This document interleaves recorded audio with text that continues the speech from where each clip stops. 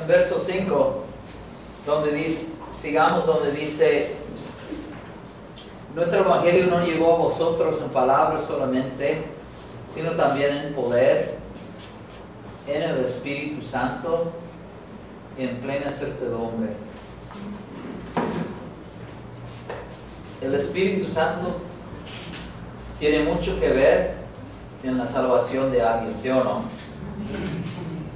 Porque vimos que es el Espíritu Santo que redarguye del pecado, es el Espíritu Santo que abre el corazón.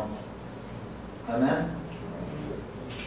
Él es el Espíritu Santo que renueva, es el Espíritu Santo que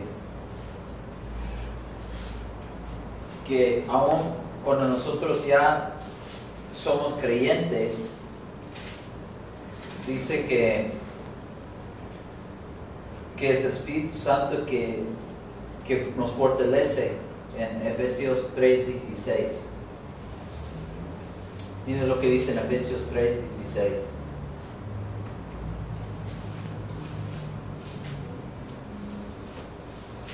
Entonces necesitamos el obra del Espíritu Santo en nuestras vidas. Amén. Efesios 3:16 dice: para que os dé conforme a la riqueza de su gloria el ser fortalecidos con poder en el hombre interior por su Espíritu. Entonces es su Espíritu Santo que fortalece en nosotros, en nuestro hombre interior. Amén. Entonces el Espíritu Santo que obra en nuestra vida, el Espíritu Santo que nos fortalece, que nos redarguye del pecado, que abre nuestro corazón. Entonces el Evangelio tiene que llegar con poder en el Espíritu, ¿sí o no, hermanos?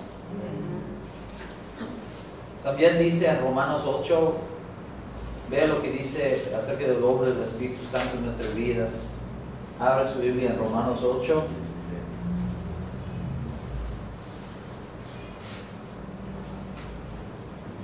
Verso 9.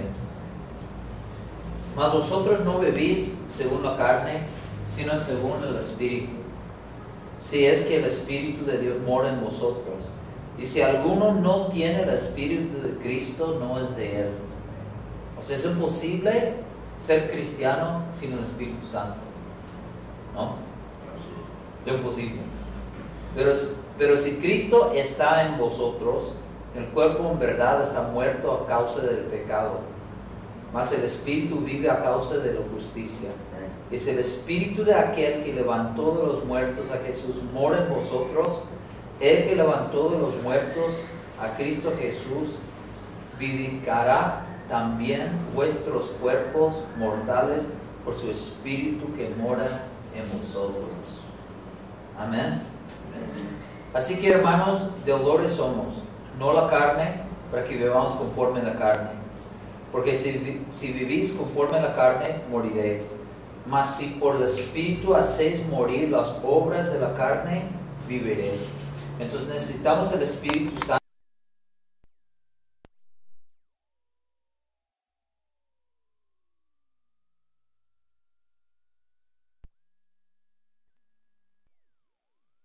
En 1 Tesalonicenses 1:5, que el Evangelio tiene que llegar en palabra, en poder, en el Espíritu, y número 4 dice en plena certidumbre. Esa palabra en el griego significa entero confianza, significa certeza completa. Cuando uno se convierte, que cuando uno entra al reino de Dios, es algo que Dios pone una certeza completa, ¿sí o no? Si Pablo dijo, estoy persuadido, ¿se acuerda? Dijo, estando persuadido de esto, que el que comenzó en vosotros la buena obra la perfeccionará hasta el día de Jesucristo. Nosotros tenemos que ser persuadidos en nuestra fe, en las cosas de Dios. Si fue algo espiritual por el poder de Dios, si fue algo de Dios, pues ningún hombre podrá convencernos que nosotros nos equivocamos. Pero si fue algo nada más racional, que usted pensó, que le parecía buena idea, pero no fue una conversión espiritual, pues un hombre puede convencer a usted que se equivocó, ¿no? Uno piensa en las personas a través de la historia como Esteban, como Juan Hus, como muchos de los mártires. ¿Por qué dieron sus vidas por Cristo? ¿Por qué? Porque había una certeza completa. ¿Sí o no? Ellos estaban convencidísimos 110%, como la Biblia dice, en plena certidumbre. Eso es lo que Dios da. Dios nos da una plena certidumbre que somos hijos de Dios, que estamos en el camino de Cristo, ¿sí o no? Una plena certidumbre para que cuando usted esté en la fe, que usted sepa, yo sé que Cristo es el camino, yo sé que Jesús es el camino, yo sé, tanto como yo sé, que no sé, que algo súper seguro, que usted dice, bueno, yo estoy segurísimo que si Dios quiere, va a haber luz en la mañana. Yo sé que la boleta de luz sí me va a llegar. Cosas segurísimas, ¿no? Y entonces nosotros vamos a tener esa seguridad y ¿qué es la palabra aquí? Plena certidumbre de nuestra salvación, de que estamos, de nuestra elección, que somos escogidos de Cristo. Luego dice, como bien sabéis cuáles fuimos entre vosotros por amor de vosotros. Y verso 6 dice, y vosotros venisteis a ser imitadores de nosotros y del Señor, recibiendo la palabra en medio de gran tribulación con gozo del Espíritu Santo. Quiero que veamos esta cosa. Y vosotros venisteis a ser imitadores. Es un proceso de llegar a ser como Cristo. Veniste a ser. Es llegar a ser. No es algo de, en un día ya soy como Cristo. Es un proceso, ¿sí o no? Viniste a ser imitadores. Dice imitadores, y esta palabra que imitador habla viene del verbo imitar, ¿no? Imitar significa seguir, imitar. Entonces Pablo dijo, imitar en el diccionario significa reproducir, significa modelo, significa patrón, significa ejemplo.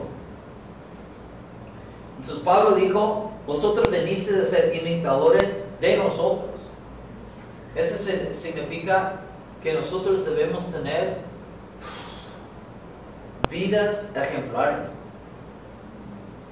Es un gran desafío, ¿sí o no, hermanos?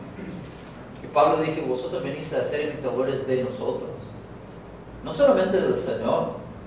Claro, debemos predicar y siempre decirle a la gente, sigan a Cristo, sean como Cristo, pero debemos vivir en tal forma que la gente, al conocernos, al vernos, debemos decir, pero esos son cristianos. En lo que vemos de ellos, también, en su conducta, en su ética laboral, en su trabajo, son honestos, en su manera de ser, vemos cosas ejemplares en su vida, ¿sí? Pablo dijo, mire lo que dice en Filipenses 3:17. ¿Cuántos quieren ser ejemplos? Es un gran desafío, hermanos, pero no hay vuelta de hoja, así dice la palabra. ¿No? Filipenses 3:17. Hermanos, sed imitadores de mí y mirad a los que así se conducen según el ejemplo que tenéis en nosotros. Sed imitadores de mí. Wow, qué desafiante. Como Pablo dijo en 1 Corintios capítulo 11 también, cuando él dijo, sed imitadores de mí, así como yo de Cristo. Amén, hermanos. Y luego dice en Filipenses 4:9. Filipenses 4:9 dice, lo que aprendisteis y recibisteis y oísteis y visteis en mí, esto haced y el Dios de paz estará con vosotros. Wow, qué gran desafío, hermano. Lo que aprendiste, o sea, siempre estamos enseñando. Si nos gusta o no, estamos enseñando a la gente, para el bien o para el mal. El otro día vi una niña en nuestra iglesia, creo que tiene 5 años, 6 años, y le regalé un chicle. Y agarró el chicle, el chicle estaba envuelto, quitó el papel y lo tiró ahí, a la cancha. Y yo me quedé así porque en Canadá es una multa de $2,000. Nosotros fuimos enseñados a ser chicos de nunca hacer eso, siempre guardar nuestra basura. Y yo estaba viendo eso, pero yo no soy el padre de ella, entonces yo no, pero yo estaba pensando, ¿por qué hace eso? Porque habrá visto a otras personas haciéndolo. Entonces siempre estamos enseñando, siempre, para el bien o para el mal, ¿no? Que Dios nos ayude a que siempre estemos enseñando para el bien, amén. Por eso Pablo dijo, lo que aprendiste, lo que la gente aprende de nosotros. No me acuerdo, estaba hablando con algunas personas hace poco, ellos me dijeron, he aprendido mucho por usted. Yo estaba pensando, ¿pero cómo? ¿Cuándo? Esa persona no estaba diciendo solamente por las veces que me han escuchado predicar en la iglesia, pero no sea de estar conmigo. Entonces, bueno, que Dios me ayude, que Dios nos ayude, que siempre estemos enseñando a la gente, ¿no? Nosotros podemos enseñar cosas buenas, simplemente por hacer lo correcto. Por ejemplo, una vez me llevaban a predicar, estaba predicando cerca de Los Mochis, en Sinaloa. Y con el hermano que me llevaba en su camioneta, cuando pasamos por una caseta, pasamos la caseta y luego se detuvo. Y puso la camioneta a la orilla y volvió caminando a la caseta. Yo le dije, ¿dónde vas? Le dijo, no, la chica se equivocó de cambio, me dio de más, entonces se lo voy a dar. Eso fue una lección porque se me acuerdo bien su hijito de 5 o 6 años. Imagínense qué lección él estaba enseñando, pero simplemente por hacer lo correcto. Entonces siempre estamos enseñando. Entonces yo me quedé impresionado diciendo, gracias a Dios, ¿no? Que hay hombres así, con esa integridad y honestidad. Entonces siempre estamos enseñando. Siempre estamos enseñando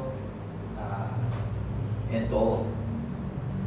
Lo que aprendiste y recibiste y oíste y viste en mí. O sea, enseñamos por lo que decimos. Enseñamos por lo que la gente ve en nosotros, ¿no?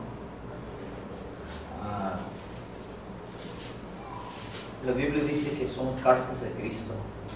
La gente está leyéndonos como cartas.